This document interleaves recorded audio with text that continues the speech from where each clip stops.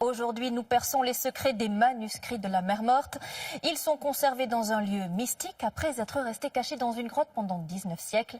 Pour la dernière fois, Franck Genozo et Giona Messina enquêtent à la manière d'Indiana Jones. Des parchemins oubliés et la quête d'un trésor millénaire demeuré introuvable. Ma curiosité allait une nouvelle fois me conduire en Terre Sainte, sur les traces des manuscrits de la mer Morte.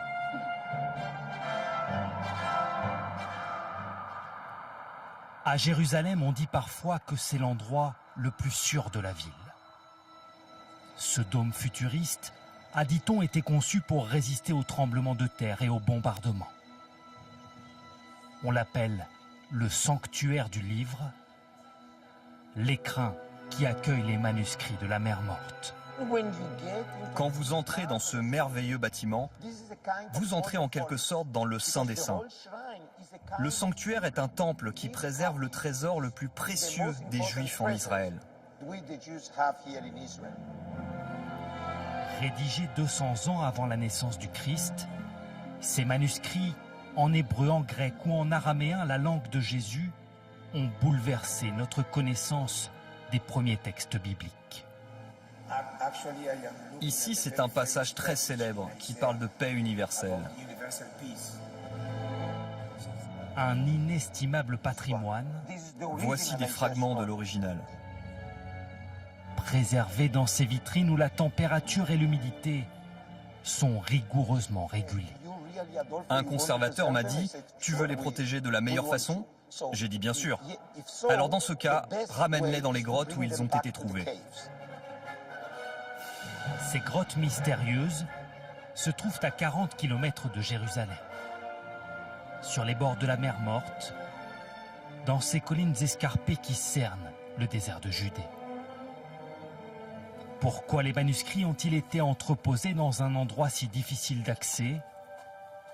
Peut-être pour éviter leur destruction, disent les experts, alors que les armées romaines approchaient de Jérusalem il y a 2000 ans. C'est ici qu'ils ont caché les manuscrits, en pensant qu'ils les récupéreraient quand ça irait mieux à Jérusalem. La cachette a tenu 19 siècles, jusqu'à ce que deux bédouins découvrent le trésor en cherchant une de leurs chèvres égarées, il y a 70 ans.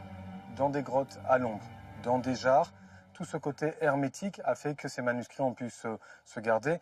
Il y a 30 fois plus de sel dans la mer Morte que dans n'importe quelle mer. Il y a de l'iode partout, qui a fait que ces manuscrits ont pu se garder comme ça pendant 2200 ans. Depuis, la plupart des parchemins retrouvés ont rejoint le musée d'Israël, à Jérusalem. Sévèrement morcelés, la plupart du temps. Quand on pense manuscrits, on imagine de grands parchemins qu'on peut dérouler. Mais en réalité, ce sont des milliers de fragments. Et parfois même de fragments microscopiques. Patiemment nettoyés, les fragments sont prêts pour l'étape suivante. Ils vont être immortalisés grâce à cette caméra unique au monde, conçue au départ pour les scientifiques de la NASA. Voici le dispositif qu'on utilise. On projette 12 lumières différentes, dont 5 sont invisibles à l'œil nu, et on prend 28 prises. Le résultat, des clichés parmi les plus précis jamais réalisés, reproduisant jusqu'aux détails les plus difficiles à détecter à l'œil nu. On va savoir si on a assemblé le puzzle comme il faut. Mais surtout, on va découvrir des écritures invisibles jusque-là et procéder à de nouvelles lectures. Une base de données partagée ensuite dans le monde entier via Internet. Parmi ces centaines d'écrits archivés, un texte antique en particulier alimente les fantasmes. Le numéro 3Q15, le seul gravé sur un rouleau de cuivre conservé en Jordanie. Il parle de trésors, qu'il y aurait 63 trésors du temple de Jérusalem de l'époque du Second Temple, qui ont été cachés un petit peu partout.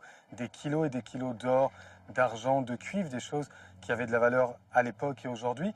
ça fait un côté quand même mystique, ça fait un côté aventurier de se dire qu'ici, il y a peut-être des trésors qui ont 2300 ans, qui sont cachés. Dans le désert de Judée, personne n'a jamais mis la main sur ces trésors supposés. Et pour cause, si les lettres gravées sur le rouleau rappellent l'hébreu antique, le vocabulaire et l'orthographe utilisés s'en éloignent, suggérant l'emploi d'une langue inconnue ou d'un langage codé. Carte au trésor ou antique canular, les manuscrits de cuivre ne feraient pas ma fortune cette fois. Une obsession de plus pour mes prochaines missions, sur les traces des mystères du Proche-Orient.